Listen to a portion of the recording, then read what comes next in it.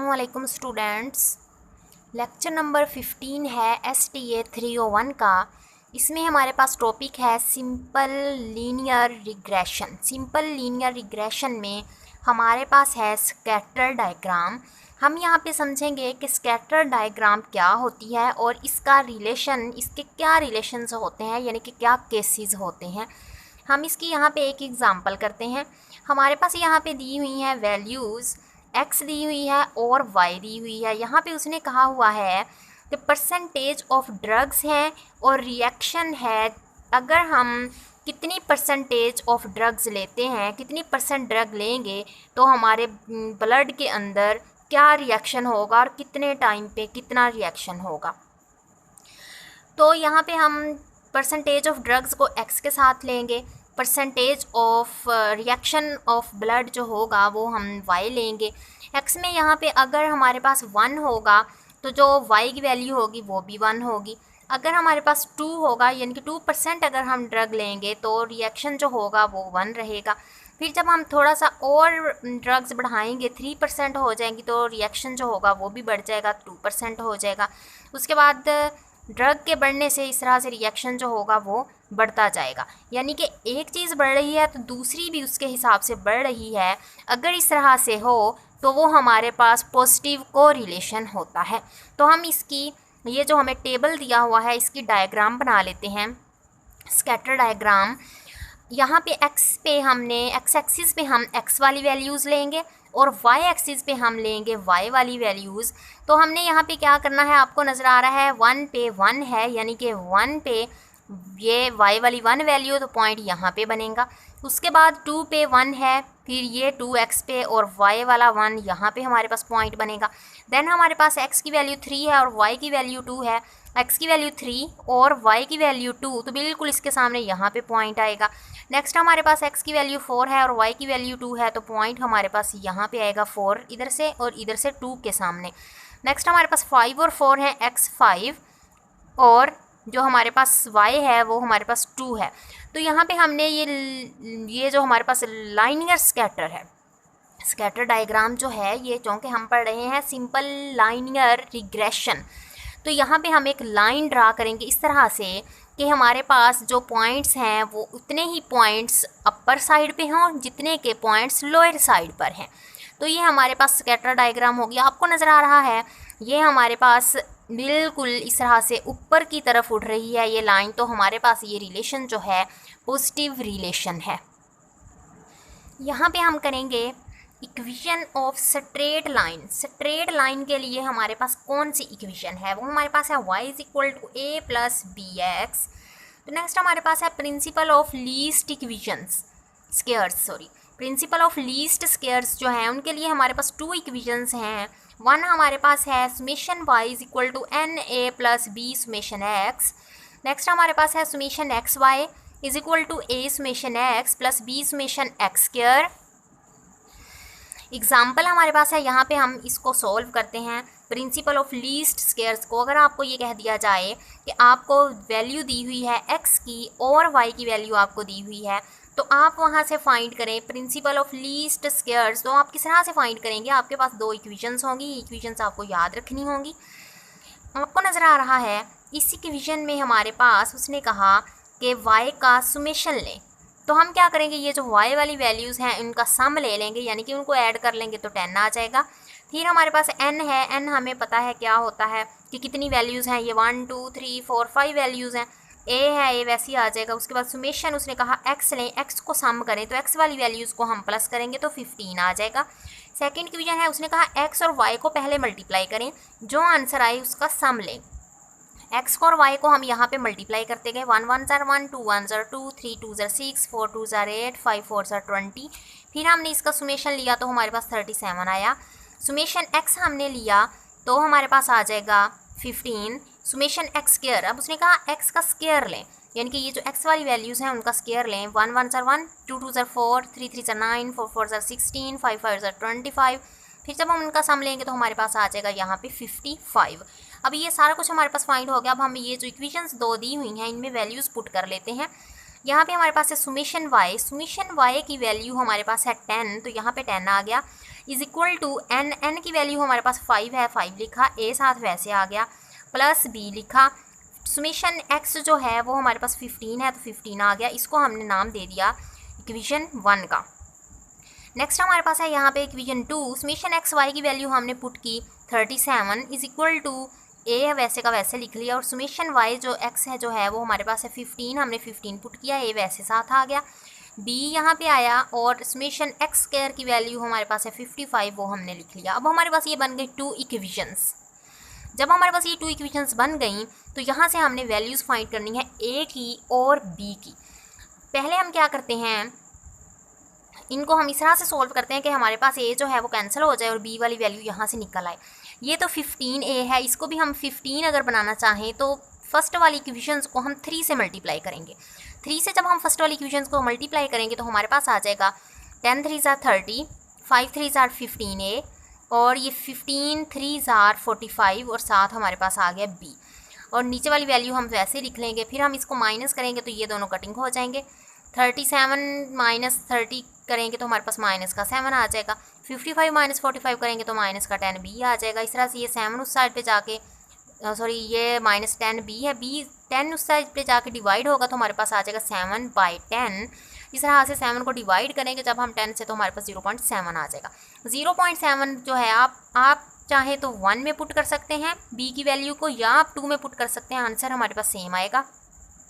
तो यहाँ पे मैंने इक्वेशन 1 में इसको पुट कर लिया, 10 वैसे का वैसे आया, 5a वैसे का वैसे आया, b की जगह पे b की वैल्यू 0.7 आ गई और 15 आ गया। यहाँ पे ये वैल्यूज़ वैसे आई, 15 को 0.7 से मल्टीप्लाई किया तो 10.5, 10.5 को हम उठा के इस साइड पे लेके आएंगे और ये 5a वैसे ही रहेगा। 10 में से 10.5 माइनस करेंगे तो हमारे पास आ जाएगा माइनस 0.5। 0.5 को जब हम तो a की वैल्यू निकालना चाहते हैं तो 5 को डिवाइड कर देंगे नीचे तो हमारे पास a की वैल्यू आ जाएगी। जब हम इन दोनों को डिवाइड करेंगे तो माइनस 0.1 आ जाएगा। पीछे हमने इक्वेशन की थी, जो इक्वेशन हमने y = a + bx, a की जगह पे a की वैल्यू पुट की, b की जगह पे b की वैल्यू पुट की, तो हमारे पास यहाँ पे ये बन गई इक्वेशन। नेक्स्ट हमारे पास है स्टैंडर्ड एरर ऑफ एस्टीमेट। यहाँ पे हमारे पास फॉर्मूलाज हैं इनके, समेशन y माइनस y का whole square divided by n - 2, और ये हमारे पास है। इनमें से आप कोई भी फॉर्मूला यूज़ कर सकते हैं स्टैंडर्ड एरर ऑफ एस्टीमेट के लिए। तो मैंने यहाँ पे ये वाला फॉर्मूला किया यूज़, क्योंकि ये फॉर्मूला इजी नज़र आ रहा है। हमारे पास x की वैल्यू भी होती है और y की वैल्यू भी होती है, जो कि ऑलरेडी उसने पहले से हमें दी हुई है। फॉर्मूले में वगैरह y स्क्वायर लें तो हमने क्या किया, y वाली तमाम वैल्यूज़ का स्क्वायर ले लिया तो हमारे पास ये आया। फिर उसने कहा इसका सुमेशन लें, जब हमने इन तमाम को सम किया तो 26 आया। फिर उसने कहा y का सम लें, तो y का हमने यहाँ पे सम लिया 10 आया। फिर उसने कहा x और y को मल्टीप्लाई करें और फिर उनका सम लें, x और y को मल्टीप्लाई करते गए ये आया। जब उनका सम लिया तो हमारे पास 37 आया। उसके बाद n - 2 n की वैल्यू हमें नज़र आ रही है यहाँ पे 1 2 3 4 5 वैल्यूज़। तो ये तमाम वैल्यूज़ हम यहाँ पे फॉर्मूले में पुट करेंगे। हमने तमाम वैल्यू यहाँ पे फॉर्मूले में पुट कर दी। ये 26 है, 26 वैसे का वैसे आया, माइनस माइनस प्लस आ गया, इन दोनों को मल्टीप्लाई किया तो 1 आया। जब माइनस लिखा यहाँ पे, इन दोनों को मल्टीप्लाई किया 25.9 आ गया। 5 में से 2 माइनस किया 3, इन सब को हम सॉल्व करेंगे। 26 + 1 माइनस 25.9 तो हमारे पास 1.1 आएगा डिवाइडेड बाई 3। 1.1 को 3 से डिवाइड किया तो हमारे पास ये आया। उसका जब अंडर रूट लिया तो 0.61 हमारे पास आ गया यहाँ पे। जब हम SY इसमें से फाइंड करें तो हमारे पास जस्ट y वाली वैल्यू होंगी summation y square divided by n minus summation y n का होल स्क्वायर। वैल्यूज़ हम पुट करेंगे और ये भी हमारे पास सॉल्व हो जाएगा। नेक्स्ट हमारे पास टॉपिक है पियर्सन्स कोएफिशिएंट ऑफ कोरिलेशन।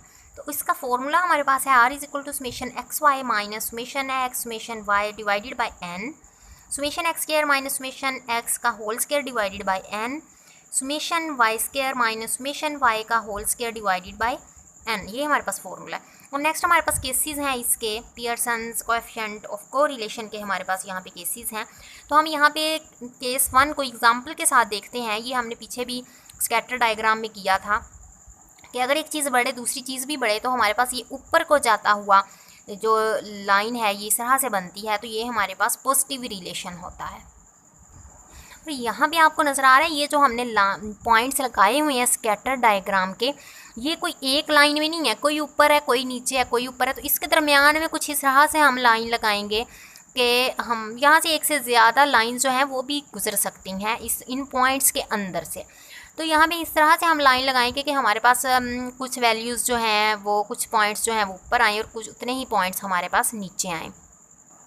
हमने जो पीछे किया वो हमारे पास था पॉजिटिव लाइनियर कोरिलेशन।